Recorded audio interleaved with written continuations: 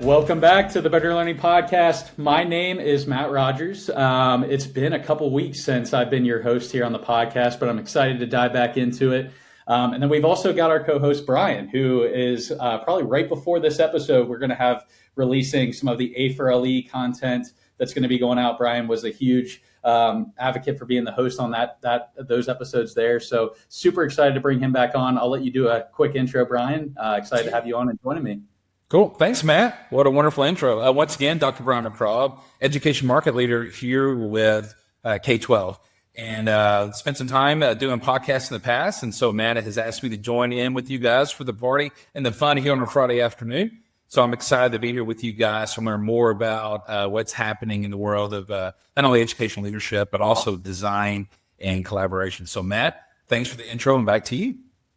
Awesome. Yeah. And we've got two incredible guests. So this is an episode we've been super excited to get in. So Janann reached out, and I'm kind of giving a little bit of a slight intro here to her, but she reached out with an incredible story with the Joy School. And if you're not familiar, this is going to be an incredible insight to their amazing school and some of the incredible features that they have there.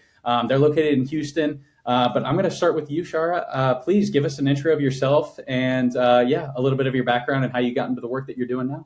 Hi, I'm Shara Bumgarner. I'm one of the co-founders of the Joy School in Houston, Texas. The Joy School is a K-8 school for kids with learning differences. Our mission is to prepare students with learning differences to return to traditional classroom settings by enabling them to reach their academic and social potential in a safe, supportive environment. In layman's terms, we take kids who've been struggling, we fix what can be fixed through remediation. We give them strategies for the rest, and then we send them back. Sometimes we send them back to the schools from which they came. More often than not, we actually help families figure out what the next best place is going to be for them.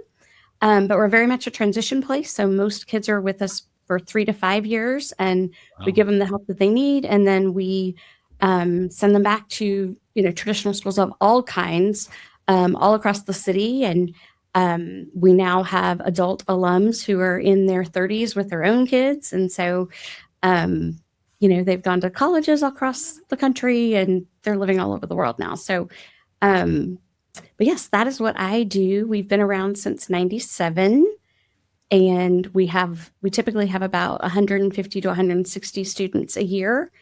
And one of the crazy things with this mission is that about 45 kids leave every year. So we lose about a third of our population every single year. And it's obviously a great mission, but it's a terrible business model, quite frankly. That's amazing. Yeah, that's amazing. And I'm excited to dive a little bit deeper into that. But before we do that, we obviously are the podcast for A4LE. So we also like to take our episodes and kind of also understand the design aspect from schools. And we're so lucky to also introduce our second guest here today. I'm going to let her do a little intro of herself. But yeah, we're super excited to kind of hear the perspectives of the design side too. But Janann, I'll let you kind of do your intro as well. Great, thanks.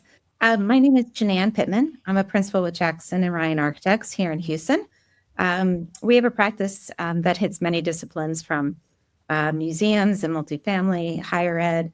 But my component is really the community-focused and ideally child-focused. So it's churches and schools. And I'm super lucky in that when I am doing schools, it's not the big public ISDs, quite honestly.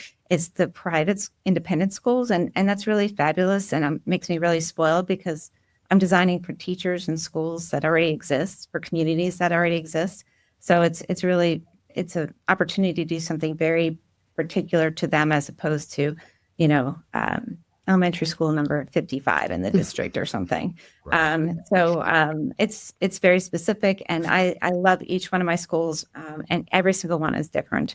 I particularly am excited about always coming to the Joy School because, it is so much fun here, but also because, I believe so much in their mission, and I totally understand how very different they are. I have 2 boys who are twins, and obviously they both had the same impact in terms of learning and reading at home and so forth. And yet one read early, one read later. One is classically identified as learning, having a learning difference.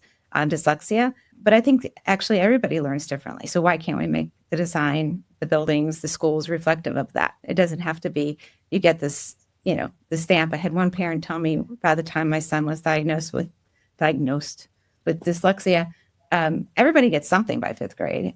So, then I thought there was something maybe wrong with my other son because I hadn't figured out what that thing was. So anyway, so that's sort of the direction I come from. But this is definitely schools, children, community. This is my passion. That's incredible. Well, we talked about, Shara, I know you kind of mentioned the Joy School opened in 97. I was actually born in 97 and Wow. just like, yeah, that's showing my age now. But I'm actually a twin as well. I'm super excited because what you just said definitely resonates with me. My sister and I, we're two completely different, opposites, especially when it comes to learning and how we kind of digest information, and then just even our personalities, it's completely different. So I can definitely see that where you come from there. And it definitely has kind of led me on my career path to what I'm doing now. So super excited to dive into this conversation. Brian, I don't know. I'll pass it off to you. I don't know if you've got any places you want to start. I do. I'm fascinated with this conversation. So, ladies, I was not born in 1997. So just to let you know that. My daughter was born in 1996 and my son in 1998. So, man, I'm just thrilled to be here with you guys. And I'm really anxious to hear more about, especially the Joy School and Janann, your involvement in the design and everything that goes into that. Actually, Shara, I emailed you guys about a week ago. I'm not sure I know you get 35, 40 emails a day, but I reached out to you guys. Yeah. About a week ago. Yeah. So when I saw your name on the attendee list, I was like, great. So I have to tease, actually talk to her and everything. So really what I'm looking at is really, I guess it's for both of you guys because you guys have been a part of this for a long time, since 97. So how did you guys go about coming up with this idea of the Joy School, and then the design methodology that now we're talking almost 30 years has gotten you to where you're at now? I've looked at the website and I'm intrigued on how this all started and then how you got here. And then I have a question about the voucher system later as a follow-up. So anyway, tell me how this got started and how you decided to design things, because your target student base is very, very unique, filled with a whole lot of unique learning styles and different forms of discipline and everything. So that intrigues me as a former educator, and I've been a principal and a superintendent. I'm anxious to hear how you got here in the first place. So I will try to be as succinct as possible. But the short story is I was a public school teacher.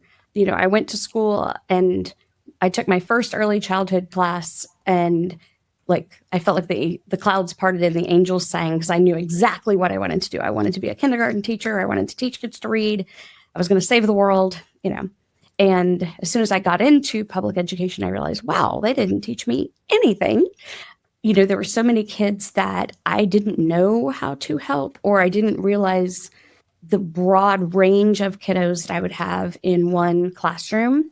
Cutting to the chase, I was always drawn to the kids who, what I saw was that the system was fine for kids who learned easily. Right. And the system had supports in place for kids who really needed a lot of extra help or had complicated profiles, right? And it kind of fascinated me that the kiddos that, just because of the nature of their disabilities, there really wasn't hope for them to live independently or be productive members of society in the traditional sense. There were plenty of resources for them, but then I would have a kiddo that was just a little bit behind. And, in kindergarten and first grade, which is what I taught, you can only be so far behind, right? You haven't missed that much, right? Yeah. But there was nothing in place for those kids. And so at that time, kids had to wait until third grade before the district would even do testing to identify kids. And, if a child goes through kinder, first, second, and third grade struggling and not having their needs met, not only does it affect them academically, but then it starts to affect how they feel about themselves. Yeah. I had the same conversation with former educators about that as well. And the fallout from No Child Left Behind got us to that point where there was a massive amount of focus on the high achievers. And then there was an even bigger focus on those kids with certain learning disabilities that qualified under special ed or even Section 504. But the kids that you're mentioning, the ones that are kind of, in between, maybe a little lower, those are the ones that really got left behind. And so when I was looking at the Joy School, I was like, they're getting them caught back up. And I think that's something that public schools have failed to do for a long time.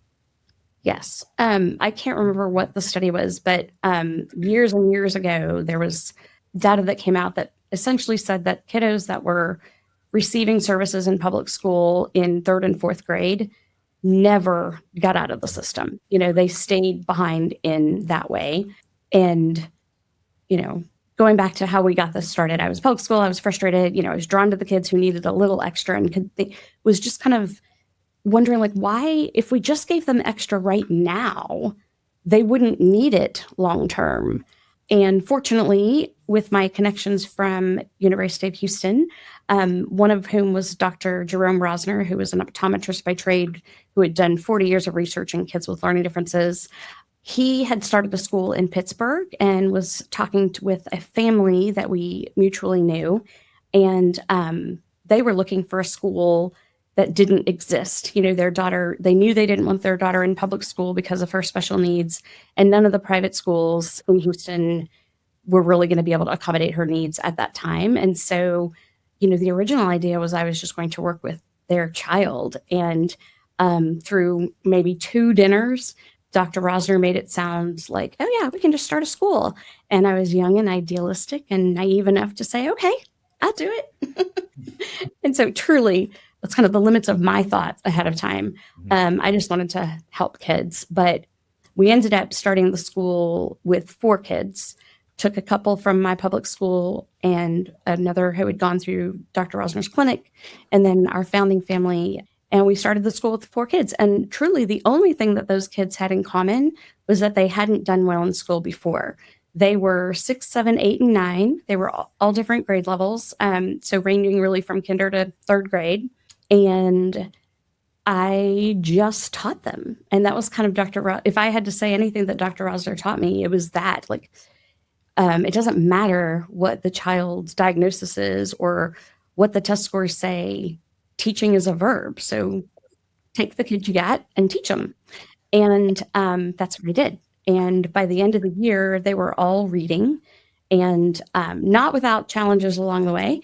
I learned that, in my regular class, I could say, ooh, I like the way Johnny's sitting. Ooh, I like the way Sally is listening. And other kids would, kind of fall in line. And with kids who needed to be directly taught all kinds of things, that didn't happen. So I had to be much more creative in making that happen. So started the school with 4 kids. By the end of the year, they were all reading. The only marketing we did was to speech and language pathologists in Houston. And the second year, we had 3 classrooms of 6. The next year, we had 30. The next year, we had 42. And we just kept growing and kind of stopped at about 150-ish now. Partly because you guys are, I'm sorry to interrupt, is that where you guys are maxed out? Or is about 150 spaces? We actually have room for about 175. Okay. The last couple of years, things have been quieter. And I think a big part of that is that more schools are putting in learning centers for kids with learning differences, which is fantastic for kids. But we're still having a huge demand for our middle school. And so we're making adjustments in class placements to accommodate that need. Yeah, well, I definitely want to get a little bit deeper now, understanding the history of the school.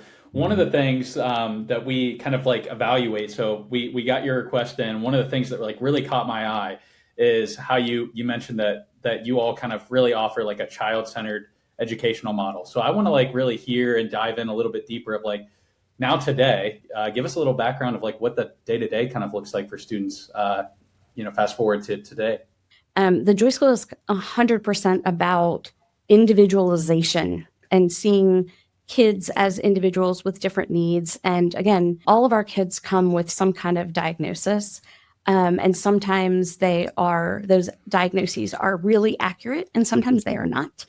We work to figure out, okay, what else is going on? What else that needs to be addressed?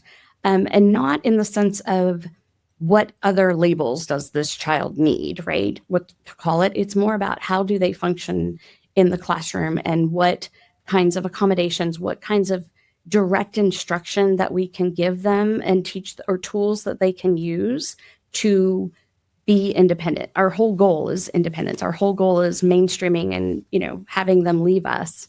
And so from day one, that's what we're focused on is, what is it going to take to make them successful? And then how do we build independence in that? So when we take kids in, again, all of our kids have some kind of diagnoses. But when we accept kiddos, we are not just filling a third grade class or filling a fourth grade class. For one, the number of spots in which grade level is a constantly moving target, right? Because kids come and go at different ages and leave at different ages. So we might have 4 fourth grade classes this year, but we might only have 3 next year, or we might have 5, who knows? But when we do group kids, we are grouping kids based on the kind of instruction they need. So it's not necessarily based on their diagnosis.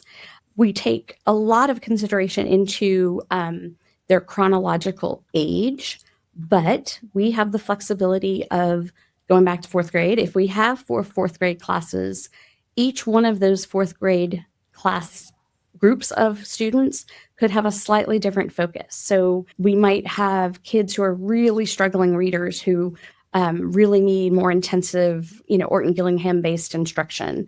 The same age kids next door might sound like great readers, but they really struggle with comprehension. That requires a completely different kind of instruction.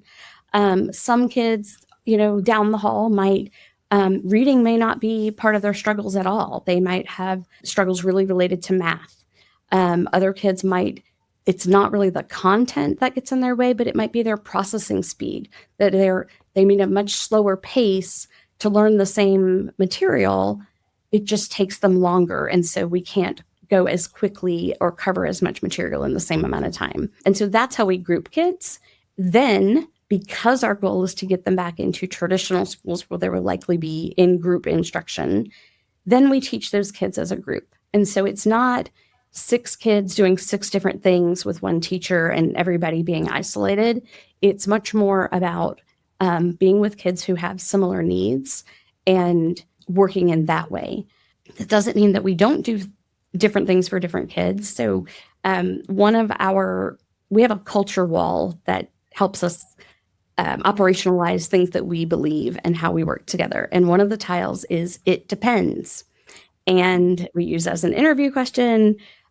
We talk about it with on parent tours, but that is kind of a core philosophy is "it depends." And so when parents ask us how much homework load, what does the homework load look like? What math program do we use?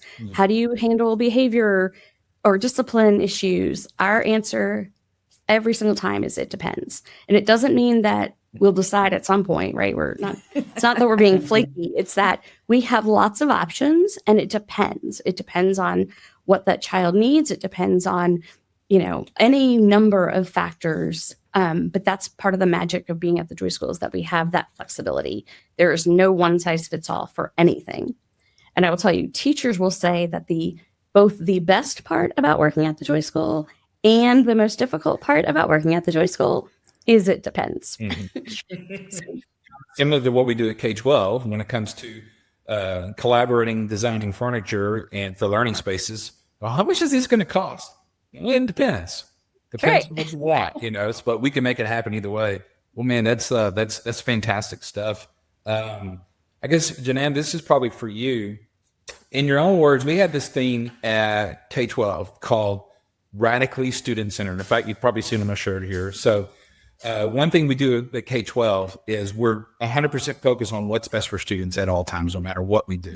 And everything that we do and everything that we think of when it comes to our collaboration and design and implementation of whatever plan we've come up with a particular learning space, no matter what it is, we have this thing called radically student-centered. And I just wanted to kind of throw that over to you and see, what does radically student-centered mean when it comes to design at a school or a certain learning space? It could be from a classroom to a cafetorium to I don't know, an outdoor learning area. So I just wanted to see what radically student-centered means to you guys.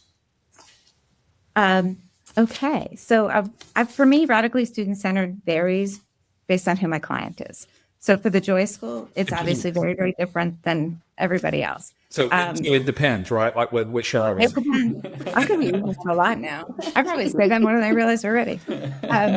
So it totally depends. And I think it goes back to like when we started designing for the Joy School, we did a master plan. We did their second building and additions to their first and their master plan, but we did not do their first building.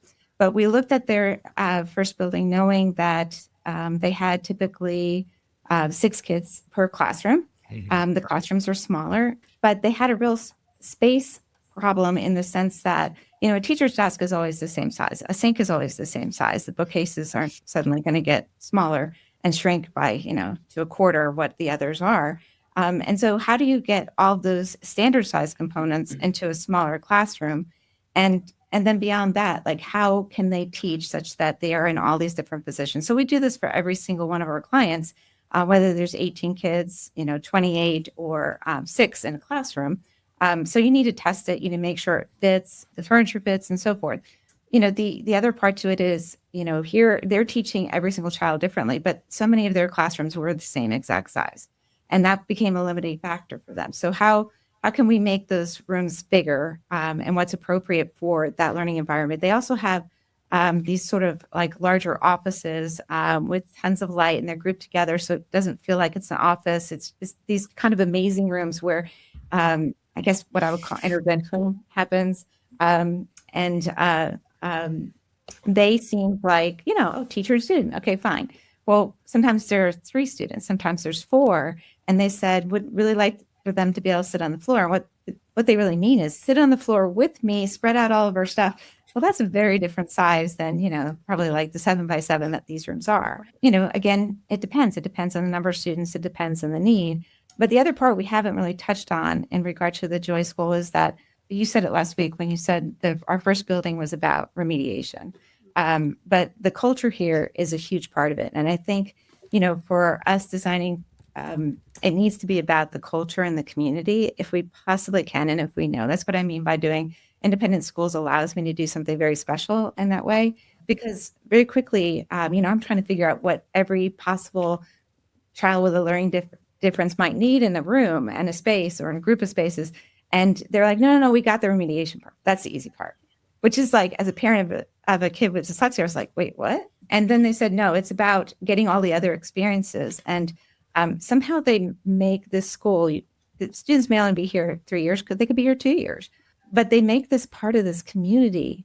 And they talk about, in terms of designing, about how things feel in such a way to like, they want to touch the doorknob before we put it in the building, to, how you make people feel included and part of something. And, it's Friday and I've never been invited, I have to tell you, but it's dance party day. And so they literally come into school and tonight is middle school dance. You could stay till 10 o'clock with me. And this is a whole project that has a disco ball, and there's 2 disco balls. We have 2 disco balls. And so, this is a large part of kind of who they are, that, when we asked about, supplies that a student has to bring in, trying to understand the school more, they said, oh, no, we don't worry about that.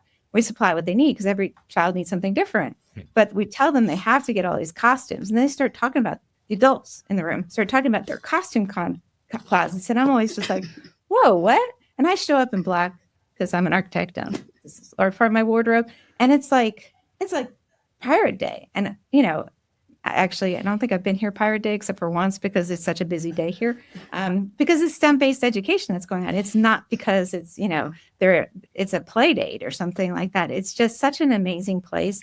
And the kids are so happy here. They're just so happy. So that designing for community and creating opportunities, because they really have had to focus on the classroom spaces and the essential spaces. For the longest time, their lobby had to serve as their own community space. So having the opportunity to provide these other options and larger spaces so they could try out different ways of teaching. I mean, that's what makes this really so very different. And you guys have truly embraced the radically student-centered approach, even though you might not have used that phrase. That's exactly what you guys have done to to meet the various needs of every learner on that campus. So I think that's wonderful. I think that's fantastic.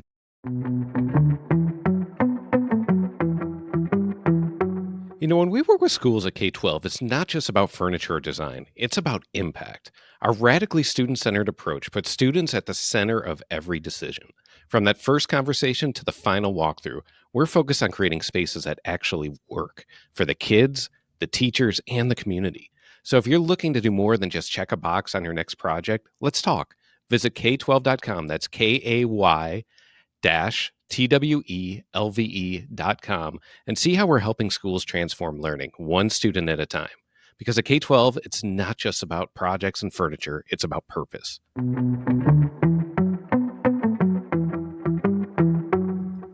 Matt, you want to add to that? Yeah, well, I love the disco ball. Like that actually kind of leads into my next question. A lot of things that I hear is, and I can hear it already from you all, is even though you're looking at trying to like get them to the next spot, like what's the next step? You guys are really focused on making the best experience possible for when those kids are there, which I absolutely love. So kind of going off of that, and the answer could be deeper into the disco ball, but I really want to ask you all is like, what's the one thing from both of your perspectives, Janann from the design side, and then Shara from the day-to-day, like what's one thing that any school could take from what you all are doing and implement it right away in their schools to kind of look at it differently from what you guys see on the day-to-day? I mean, we always hear about testing. We always hear about student achievement as in numbers, and it's kind of heartbreaking, honestly. I mean, you come here and there's just, everybody's super excited. They're excited about what they're doing. They're excited about what I'm doing. They're excited about the trapezoidal shapes in the window frame and what color it is. And could we have more of those? And, I mean, this is just the other day. I mean, there's just such an enthusiasm and a passion for things. And then you tour a school where everybody, potentially is sitting in rows in classroom after classroom. And they may be discussing a book that I really liked when I read it, and there's no joy. So, I mean, that what they bring to this, it's amazing. The staff and the teachers and honestly, the administrators' respect for the teachers and things that they do to make their lives easier. I mean, it's not an easy job, and they are just so all in. It's amazing group. I think what you just said to you, Janann, is that you mentioned the word joy. I was a classically trained teacher and coach. I was a high school principal and spent a couple of years as a superintendent. God help me. But the word joy was rarely associated with what happens in public schools. It's something that's forced or something you have to do. And all we talked about, testing after testing after testing. And I remember as a principal, my first couple of years as a principal back in the early 2000s, I remember questioning that. Why is it all the kids are taking the same exact test at the same time and measured against other kids? And then especially in a state that is as large and as diverse as Texas, it's amazing that we're still doing these things. And I use the word, and I got in trouble, I used the word archaic when it came to standardized testing, and we're still doing it the same way. And if you look at test scores throughout our state in public education, scores are essentially the same as they always have been with every subpopulation and subgroup. And so if you start bringing the word joy into what we're doing, the joy of learning and preparing these kids, not only to advance to the next grade, but to advance in life. And joy is something that's been left out of it. I'm excited just hearing about what you're doing. I can't wait to come visit the school and really see what's happening and how we can really integrate what you guys do at other schools. Because if we even just get a tenth of what you guys are doing at your school and put that in a public school, you're going to see a massive shift in transformation. So, I'm a product of public schools, and So am I. my middle school, I hate when I hear people say, non-educators say, well, it's just middle school. They just have to get through it. Yeah. And it breaks my heart because I loved middle school. It was one of my favorite times in education, period. And I liked my time at Rice, but it was a middle school, and it was public, and it was one of the first blue ribbon schools. It was on Long Island, Shore Wading River, going to shout out to them. But we had like amazing community service program and arts program.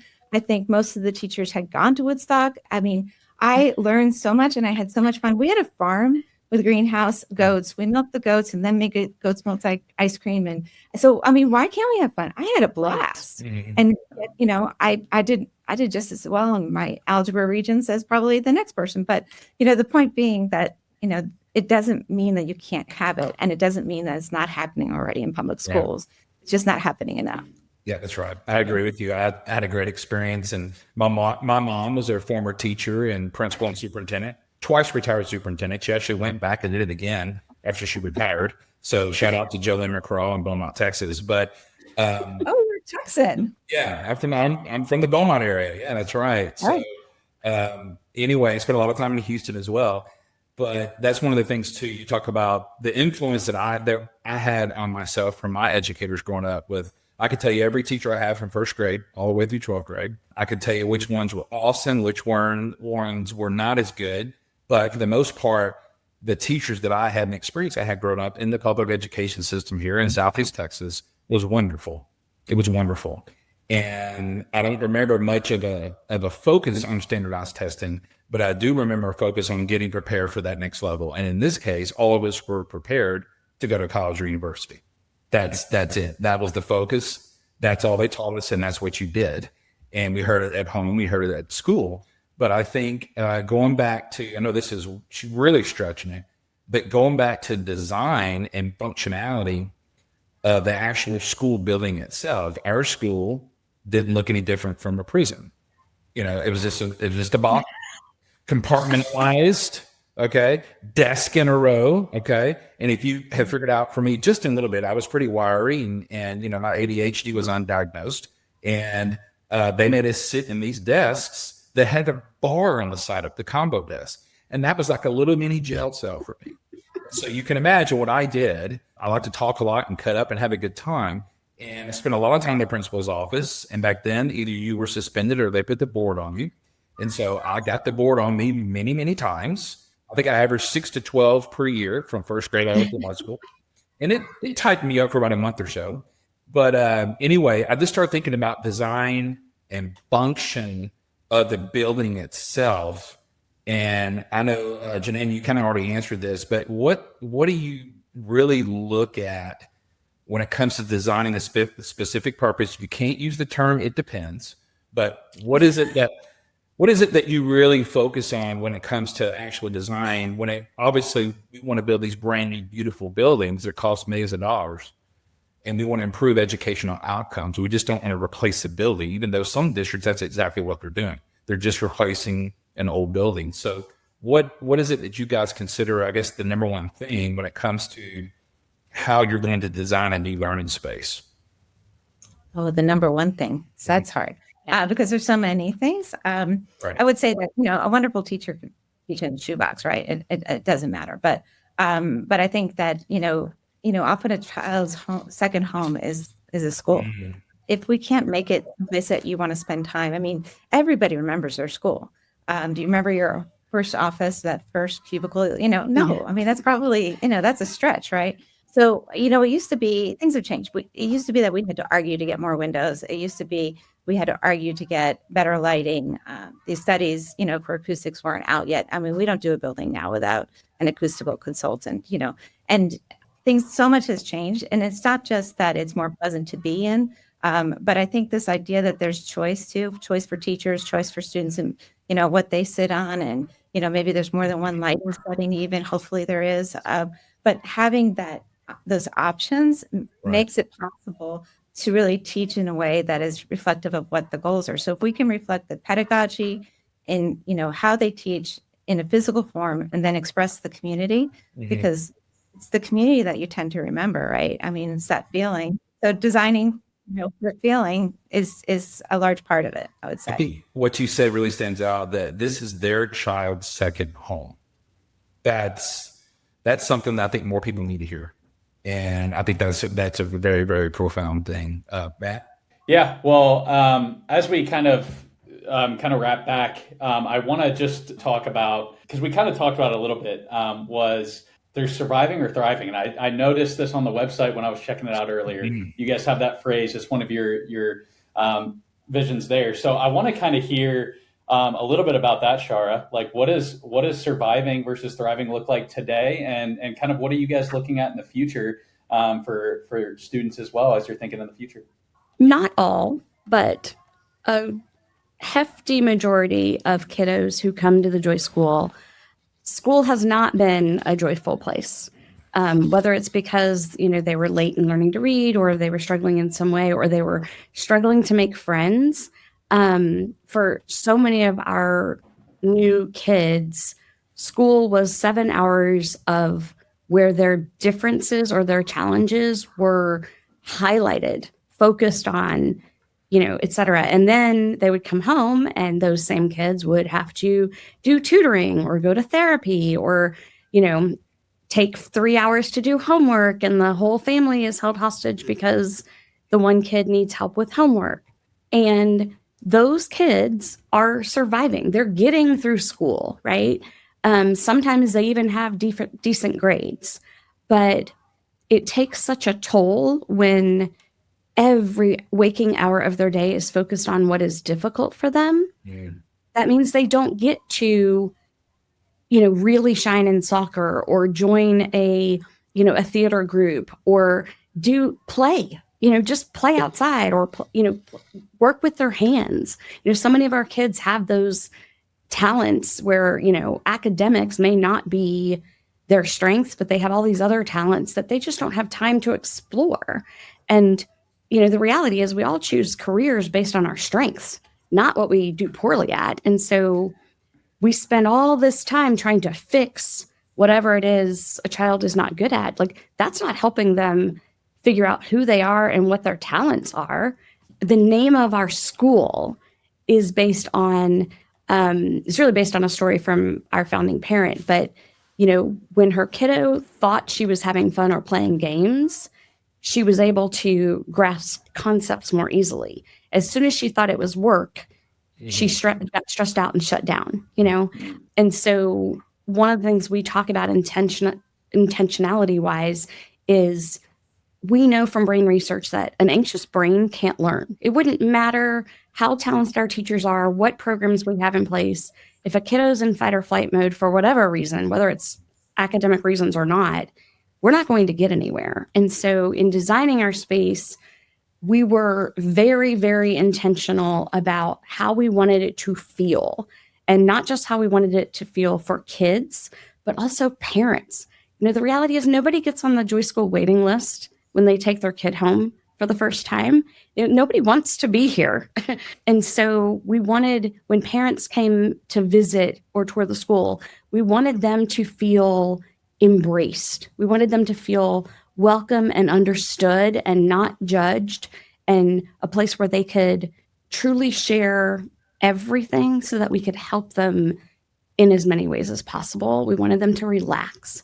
We wanted the same thing for kids. So how the color palette we chose was intentional. The furniture we chose was intentional.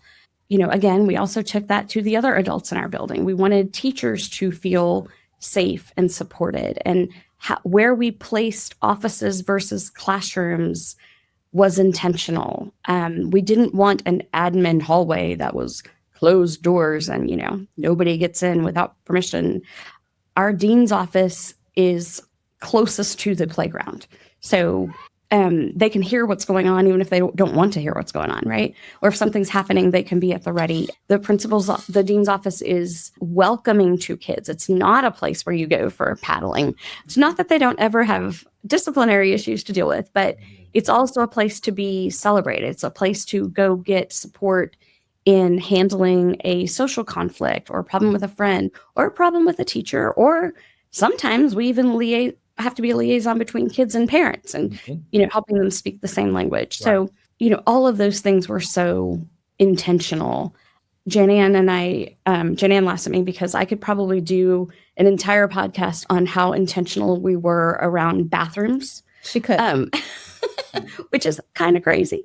But from adult restrooms being a place that they could actually relax for 2 minutes and not feeling like they were just in an institutional restroom, right?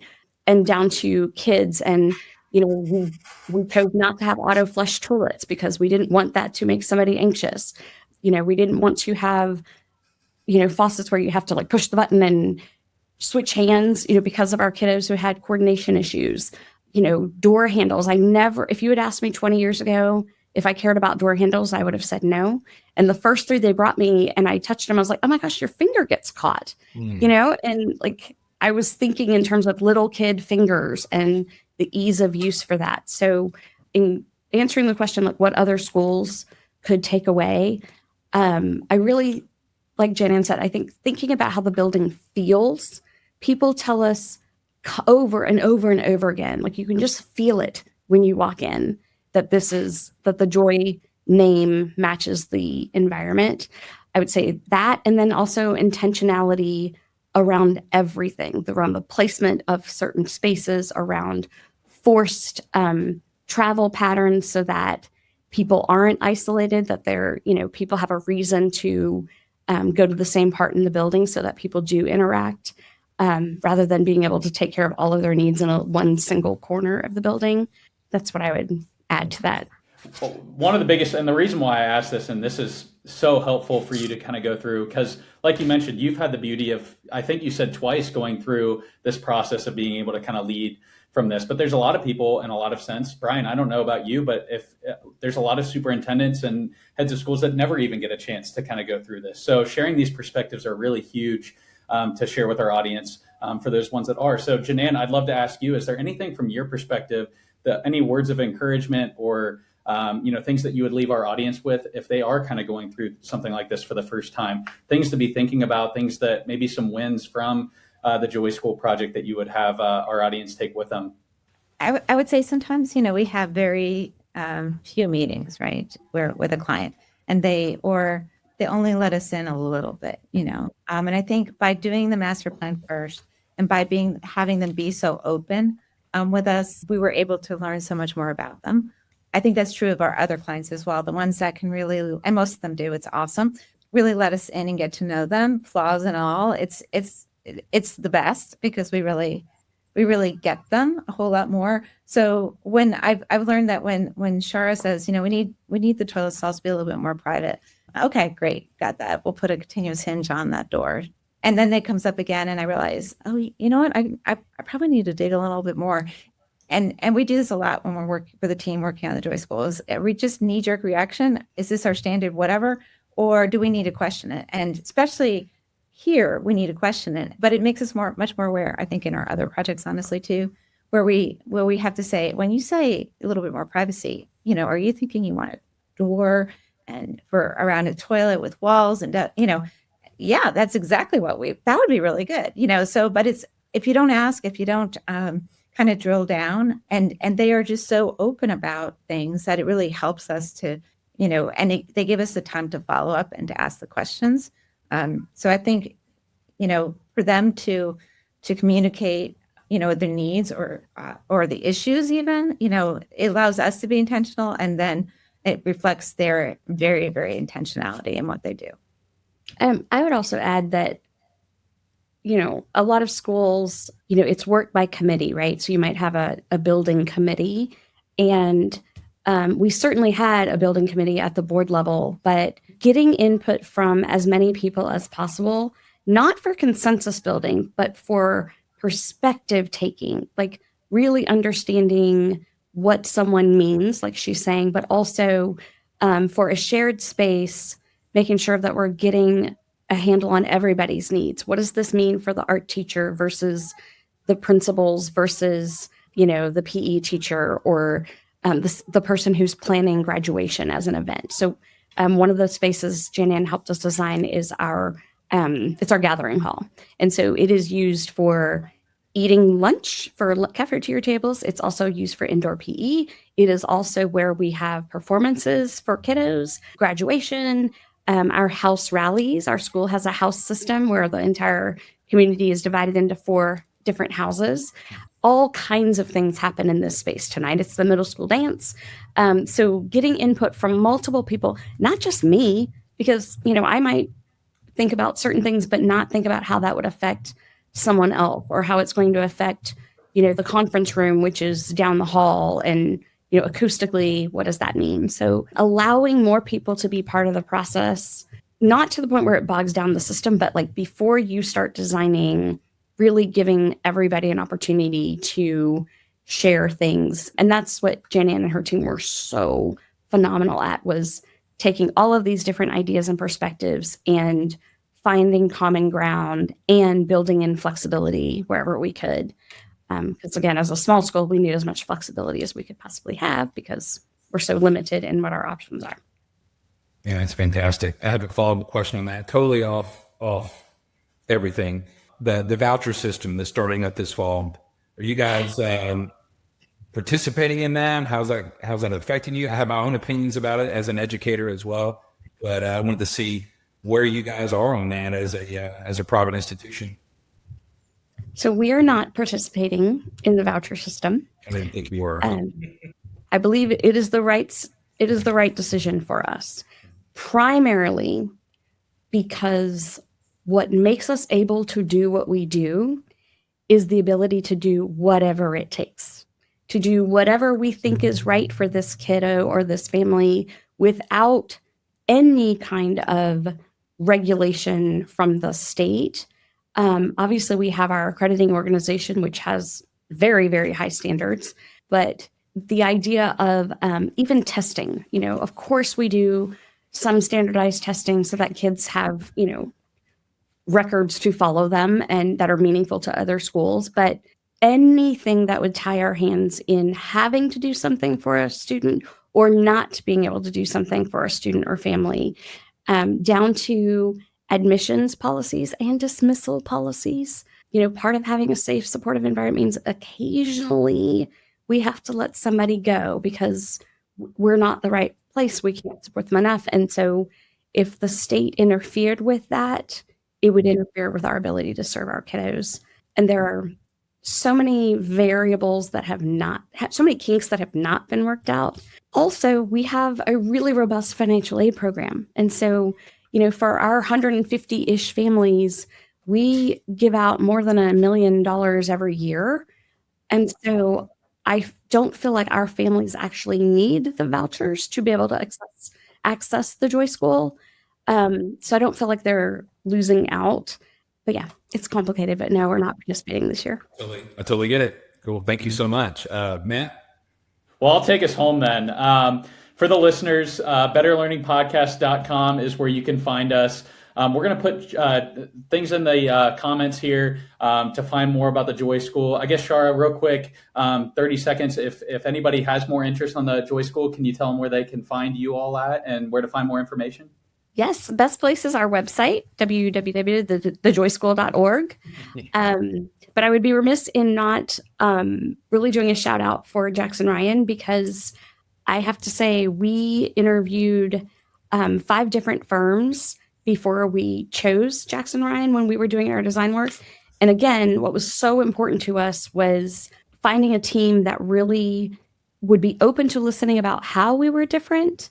And that is what her team did so well. Even from the very first interview, the language they used, the language they took from us and used back with us, that's what made this possible. Because, anybody who's designed lots of schools, you have default ideas of what something means. Mm-hmm. And finding Janann and listening to her speak, I knew immediately that they were our people. And that's why we've invited them back for this next phase. Thank you. That's amazing. And Janann, anywhere where guests can follow your work and some of the things that you guys are doing. I would say also our website, it's jacksonryan.com. Yeah, I guess that's the best place to follow us. We're also trying to increase our social media, but follow the Joy School social media. They're fun. Our social media is fun. If you really want to see kids thriving and just finding joy in school, then that's where it is. We are going to put all the links in our show notes here for guests to follow along. Give them a follow. And like I said, betterlearningpodcast.com is where you can find more about us. To our guests, thank you so much for joining us. We'll talk soon. The Better Learning Podcast is produced by Matt Rogers and edited by Kelly Jones. The views and opinions shared on this podcast are those of the individual speaking and do not necessarily represent the perspectives of their affiliated companies, organizations, or associations.